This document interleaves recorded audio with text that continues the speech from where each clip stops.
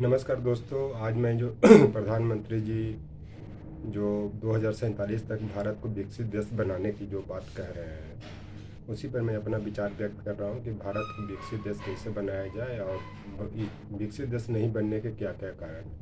तो पहली चीज़ तो ये मैं बता देना चाहता हूँ कि कोई भी देश विकसित देश तब बनता है जो भ्रष्टाचार मुक्त हो। लेकिन इन्होंने देखा कि अभी जो बीजेपी की पार्लियामेंट्री बोर्ड है, उसमें से जो ईमानदार व्यक्ति नितिन गडकरी और जो शिवराज सिंह चौहान को किस तरह बेइज्जत करके निकाला।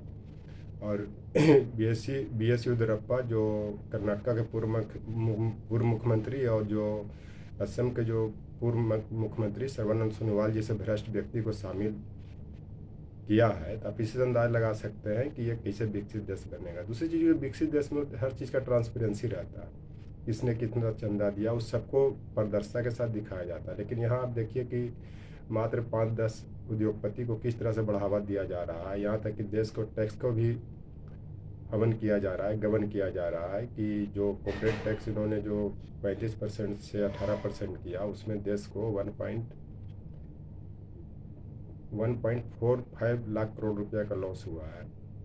दूसरी चीज़, विकसित देश बनाने के लिए कि वो नियंत्रण करता अपने क्षेत्र पर या अपने देश जो अपने क्षेत्र के जो आसपास के देश है उस पर भी नियंत्रण करता है। जैसे अमेरिका इस कारण विकसित देश है क्योंकि उसने अटलांटिक महासागर जो प्रशांत महासागर पर नियंत्रण करने के साथ साथ उसके आसपास के जो सब देश है उसके नियंत्रण में है। रूस इस कारण विकसित देश है क्योंकि उसने काला सागर और बाल्टिक सागर के जो इर्द गिर्द जो देश है उस पर वो अपना नियंत्रण किए हुए है। अभी आपने देखा कि जब यूक्रेन ने नाटो के सदस्यता लेने की बात की तो किस तरह से रूस ने यूक्रेन पर हमला करके क्या उसकी हालत बना दी। इसके पहले भी बहुत से देश को उसने ये किया। इसके बाद विकसित देश बनाने के लिए ये सब बातें होनी जरूरी है। लेकिन आप देखें कि अभी जो भारत का जो हिस्सा जो माननीय गृह मंत्री 5 अगस्त 2019 को जो बोला था कि जो अमित शाह जी है कि मैं अक्साई चीन और पीओ के भारत का हिस्सा उस पर मैं कब्जा करके रखूँगा।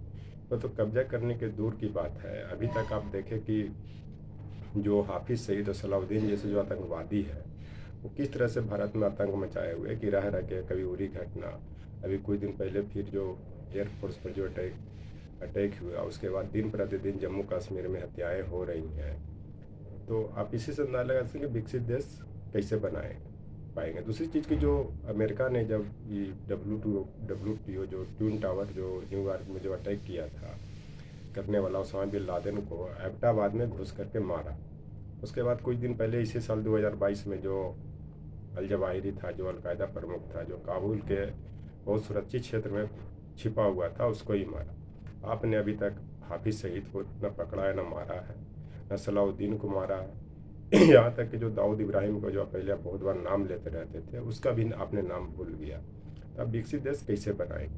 एक कहावत है बिहार में कि होल विवाह मोर करवा का, मैंने कहने का मतलब कि जो लड़का शादी करने के पहले बहुत नखरा करता है या बहुत तरह के परेशानी क्रिएट करता है लड़की के लिए, तब उस लड़का को किडनैप करके शादी कर ली जाती है। तो उसी में कहा जाता है कि शादी होने के बाद कुछ नहीं होता। उसी तरह से आप जो मान लिया जाए जो पीओ के एक्साइज जिनके जो बार बार बात करते हैं और जब इलेक्शन के टाइम में बात उठाते हैं वो हल्का फुल्का कुछ ऐसा राष्ट्रवाद की नारा चलाते हैं, सत्ता में आते हैं। आप इस सब पर कब्जा करें, आपको कुछ नहीं होगा, कोई कुछ नहीं करेगा। इतना भारत देश समर्थवान है और समर्थ भी, और रामायण में भी तुलसीदास ने कही है समर्थ में न दोष गोसाई, जो समर्थवान है उसमें कोई दोष नहीं होता। लेकिन इस सब बातों को फॉलो करें। अगर विकसित देश सिर्फ कहने से नहीं हो जाएगा कि 2047 तक भारत विकसित देश बन जाएगा। इसके लिए आप रोड मैप बनाएं। उसके लिए आप रोड मैप क्या है ये देश की जनता को बताएं। सिर्फ कहने से नहीं होगा कि भारत विकसित देश बनने जा रहा है। दूसरी चीज़ की विकसित देश को बनाने के लिए ह्यूमन राइट्स को रक्षा करना जरूरी है।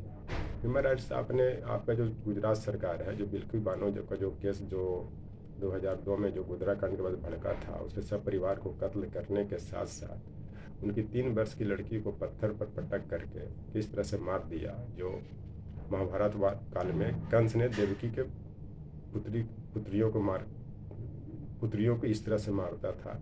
तो मुझे भी लग रहा है कि इस काल में कोई ना कोई क्रिस आने वाले हैं जो बिल्की बानो जैसे महिलाएं या जिस तरह से उपेक्षित महिलाएं जिसके साथ अत्याचार हो रहा है, उत्पीड़न हो रहा है, उनकी रक्षा करेंगे और करने वाले कर भी रहे हैं। कृष्ण कोई ऊपर से नहीं आएंगे, यहीं से कोई बनेंगे और कर भी रहे हैं। इस चलते अगर भारत को विकसित देश बनाना है तो सबसे पहले तो ह्यूमन राइट्स की रक्षा करें। मानवाधिकार का मतलब ही होता है कि जीवन के आधारभूत संरचना, जिसमें जीवन का अधिकार, खाने पीने का अधिकार, उसके बाद सुरक्षा की अधिकार, शांति के अधिकार, पर्यावरण की अधिकार, माने मानवाधिकार किसी क्षेत्र को छोड़ता ही नहीं है। अगर विकसित देश बनाने की बात कर रहे हैं, सिर्फ बड़बोला बनने से नहीं होगा, गिरल भपकी देने से नहीं होगा कि मैं अक्साई चीन को ये कर रहा हूँ, पीओके को ये कर रहा हूँ। कभी कभी गिद्दड़ भी अगर शेर का खाल पहन करके चिल्लाता है या गरजता है तो कुछ दिन तक ही चलता है। इसी कारण आपको गिरल भपकी और बड़बोला चीज चाइना ने समझ लिया, पाकिस्तान ने भी समझ लिया कि कुछ नहीं करेगा। इस कारण चाइना आपको हर तरह से परेशान कर रहा है और चाइना भी विकसित देश बनने का प्रयास कर रहा है। उसका कारण कि देखिए वो दक्षिण चीन सागर पर भी लगभग कब्जा कर चुका है। उसके बाद आपको हम्बनटोटन बंदरगाह जो श्रीलंका में है, वहाँ तक उसका जो युआन-5 जो जहाज़ है, जो शिप है, वहाँ तक पहुँच गया है, जो जासूसी के लिए प्रसिद्ध है।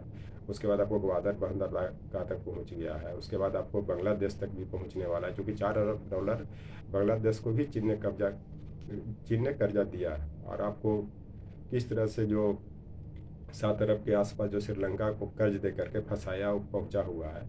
आप कैसे विकसित देश बनिएगा, इसका रोड मैप बनाइए। आप कैसे उसको आगे बढ़ाइएगा, कैसे विकसित देश बनाए, कैसे देश विकसित बनेगा।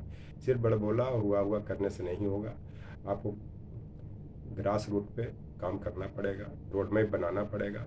चलते जनता को बहलावे में नहीं रखें कि यहाँ पे ये हो रहा है, मैं विकसित देश बना दूंगा तो इतना ट्रिलियन, 5 ट्रिलियन का डॉलर बना, 5 ट्रिलियन का अर्थव्यवस्था बना दूंगा। कहाँ से बना दीजिएगा अर्थव्यवस्था 5 ट्रिलियन डॉलर का? आप कुछ रोड मैप तो बनाया, पहले देश की लोगों को सुरक्षा तो दे।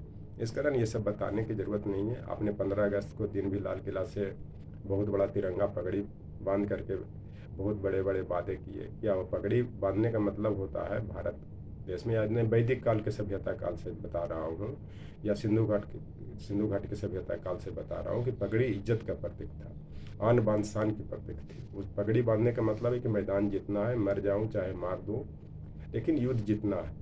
लेकिन इस तिरंगा की पगड़ी बना करके आप इज्जत, इसका प्रधानमंत्री जी नहीं रख रहे हैं। यदि अगर आप पगड़ी बांधते हैं तो पगड़ी का इज्जत भी रखना सीखे, देश का इज्जत बचाना सीखे, देश के लोगों की रक्षा करना सीखे, राष्ट्रीय एकता अखंडता को मजबूत बनाए। सिर्फ हर घर तिरंगा अभियान की बात नहीं करें, बल्कि ये भी बताएं कि हर तिरंगा घर भी मांगता है। इस कारण ये सब पर सोचने की बात है। इसी में एक शेर भी कहा गया था, उर्दू में एक शेर है कि हमने ऐसा ना कोई देखने वाला देखा जो यह कह दे कि तेरा हुस्न शराफा देखा। मतलब जो प्रधानमंत्री जी का या गृह मंत्री जी का जो हुस्न देखना चाहिए, वो हुस्न दिखता नहीं है। जो बोलते हैं वो करते नहीं है। हुस्न का मतलब ये दूसरे अर्थ में लिया जा रहा है। अपना अपना हर चीज़ का व्याख्या करने की आवश्यकता, और ये अपने स्तर से व्याख्या करते हैं। जो चेहरा, ऊपर का चेहरा कुछ है, अंदर का चेहरा कुछ है। ऊपर से राम राम, बगल में छुरी वाली बात होती है। ये चलते पहले देश को अगर अब विकसित बनाना है तो जो ह्यूमन राइट्स को रक्षा करें। आप जो इर्द गिर्द जो एशिया के देश हैं उन पर पहले आप कैसे नियंत्रण करेंगे, किस तरह से नियंत्रण करेंगे। श्रीलंका को, बांग्लादेश को या पाकिस्तान को किस तरह से आप कर्ज से मुक्ति दिलाएं, कैसे सांप्रदायिक सौहार्द स्थापित करेंगे, कैसे जो आतंकवाद का चुनौती है उसको समाप्त करेंगे, कैसे हाफिज सईद और सलाउद्दीन को आप ख़त्म करेंगे। तभी आप विकसित देश की देखने की या दिखाने की, लोग देश की जनता को सपना दिखाएं, तभी ये विकसित देश बनेगा। Thank you.